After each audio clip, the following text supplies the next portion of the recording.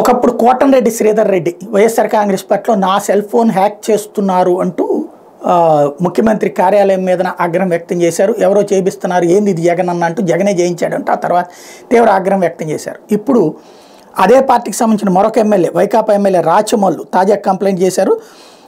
వైకాపా ఎమ్మెల్యేలపై పెద్ద కుట్ర జరుగుతోంది. గత 20 రోజుల నుంచి నా సెల్ ఫోన్ ఆస్ట్రేలియాలోని ఓ కంపెనీ వాళ్ళు హ్యాక్ చేస్తున్నారు. దీనికి 50 లక్షల డీల్ కుదుర్చుకున్నారు. 4వ వంతు కూడా చెల్లించారు. దీనికి సంబంధించిన ఆధారాలను ఎస్పీ సిద్ధార్థ కౌశల్కి అందజేశారని వైఎస్ఆర్ జిల్లా పొద్దుటూరు శాసనసభ్యుడు రాచమల్లి శివప్రసాద్ రెడ్డి పేర్కొన్నారు. ఆయన సోమవారం కడపలో ఎస్పీని కలిసిన అనంతరం మీడియాతో మాట్లాడారు. తనను భౌతికంగా తుదముట్టించాలను, రాజకీయంగా దెబ్బతీయాలను తన ఫోన్ హ్యాక్ చేస్తున్నారని ఆరోపించారు. ప్రతి ఒక్కరి జీవితంలో వ్యక్తిగత విషయాలు ఉంటాయని, అందులోకి వేరే వారు తొంగి చూడటం దారుణం అన్నారు. తాను నిరాధారమైన ఆరోపణలు చేయడం లేదు, బలమైన ఆధారాలు ఉండడంతో పోలీస్ శాఖను సంప్రదించారని చెప్పారు. ఇదేదో ఆస్ట్రేలియా వాళ్ళతో డీల్ కుదుర్చుకుని వైసీపీ వాళ్ళ మీద అంటే తెలుగుదేశం పార్టీ వాళ్ళు చేయాలి.